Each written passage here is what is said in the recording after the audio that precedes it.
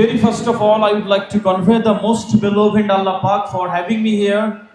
Would like to give warm congratulations to the entire team of Asha Chain English Medium School, my beloved Moti Bhaiya, Sagir Bhai, Azhar over here, and all the respected invitee and you people.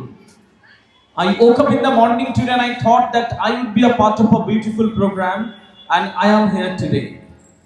সম্মানিত উপস্থিতি যারা আপনারা আমাকে শুনবেন, আমি অত্যন্ত সম্মানিত হব এবং এটুকু আমি জানি বা বোঝার চেষ্টা করি কি আমি এতটা নির্বোধ নই যে আপনারা সবাই আমার কথা শুনবেন, কিন্তু আমার বিশ্বাস করতে ভালো লাগে যে আপনারা কেউ কেউ আমার কথা শুনবেন। পৃথিবীতে সবাই জেতে না, পৃথিবীতে সবাই জিতলে পৃথিবীর ভারসাম্য নষ্ট হয়ে যেত। সবার কাছে 50 কোটি করে টাকা থাকবে না, সবাই বিরাট বড় হবে না। সবাই যদি এরকম হয়ে যেত তাহলে পৃথিবীর ভারসাম্যটা নষ্ট হতো। সবাই পায়ের উপরে পা তুলে বলতো আমি জমিদার, মুদিখানার দোকান দেবে না, রিক্সা চালাবে না, ধান চাল উৎপাদন করবে না, পৃথিবীর জায়গাটা স্তব্ধ হয়ে যেত। কেউ কেউ পৃথিবীতে জিতবে এবং এখানে বসে রয়েছেন, আগামীতে সেই কেউ কেউ রয়েছে। আপনারা আমার চোখে চোখ রেখে কথাগুলো শুনলে আমার ভালো লাগবে। আগামী যে 40-50 মিনিট আমি আপনার সামনে কথা বলবো, আপনি এখানে বসে থাকলে আমার চোখে চোখ রাখলে আপনি শুনবেন বলে আমার বিশ্বাস করতে ভালো লাগে। এরকম নয় কি আমি কলকাতা থেকে এসেছি, 450 কিলোমিটার রাস্তা এসেছি, আবার 450 যাব, বা আপনারা আমাকে সোশ্যাল মিডিয়া দেখেন বলে শুনবেন, ওরকম না।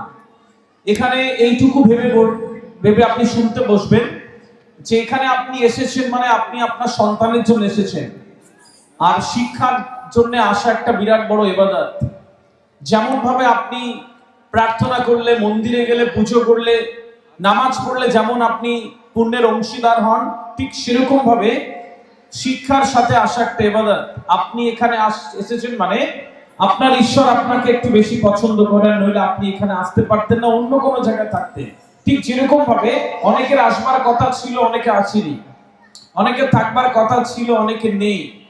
আপনি এখানে এসেছেন তার মানে আপনাকে ঈশ্বর একটু বেশি পছন্দ করে, আল্লাহ সুবহানাহু ওয়া তাআলা আপনাকে একটু বেশি পছন্দ করে, বিধায় আপনি এখানে রয়েছেন। নইলে এই শীতের বিকেল বেলা আপনি এখন বাড়িতে আরাম করতে পারতেন, স্টার জলসা দেখতে পারতেন, বা অন্য কিছু কাজ করতেন। এসেছেন যখন, তখন আপনার সন্তানের জন্য, আপনার কলিজার টুকরা সন্তানের জন্য যখন এসেছেন, তখন বাকিটুকু শুনবেন বলে বিশ্বাস করতে আমার ভালো লাগে। আমরা অনেকেই বলি যে আমার কপাল খারাপ, আমার ভাগ্যে কিছু লেখা নেই ভালো, আমরা নিজেদেরকে হতভাগা বলে দাগিয়ে দিই, আমরা বলি যে এই কপালে কিচ্ছু লেখা নেই। তো অনেক কিছু নিজেদেরকে আমরা বলে একটা শহীদ হয়ে যায়। আমি পশ্চিম মেদিনীপুরের শালবনির একটি অনুষ্ঠানে কথা বলে নেমেছি, আর আমাকে একজন, ওই অনেকেই কার্ড নিতে আসে, ছবি তুলছে, জিজ্ঞেস করছে, কথাবার্তা, আমার ফোন নাম্বার নিচ্ছে। একজন এসে বলছে স্যার একটু কথা আছে। আমি বলছি বলুন। বলছে একটু দূরে চলুন, একটা ভুল ধরবো, আপনি কথা বলেছেন ওইটা ঠিক না। তো আমি বললাম, মুশকিলে বললাম যে কি বলে ফেলেছি। তো আমাকে একটু ভদ্রলোক ছিলেন, আমাকে একটু দূরে গিয়ে বলছেন যে স্যার আপনি কথায় কথায় বলেছেন man create his own fate, মানুষ নিজের ভাগ্য নিজে তৈরি করে, কিন্তু ভাগ্য তো উপর থেকে লেখা হয়ে আসে, আপনি আবার কি করে ভাগ্য তৈরি করতে বলছেন?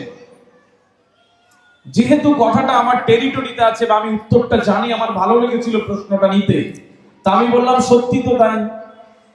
আমি ওনাকে উত্তর দিয়েছিলাম 2 মিনিট অপেক্ষা যদি করতে পারেন আমি প্রশ্নের উত্তর দেবো, কেন কি এর উত্তর আমার কাছে রয়েছে যতটুকু আমি জানি।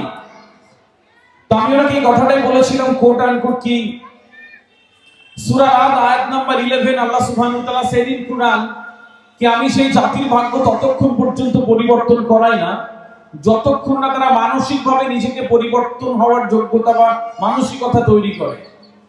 তার মানে আমি যদি চিন্তা করি ভালো হব, আমি যদি চিন্তা করি শ্রেষ্ঠত্ব পাবো, তার মানে আমি কিন্তু শ্রেষ্ঠত্ব অর্জন করতে পারি।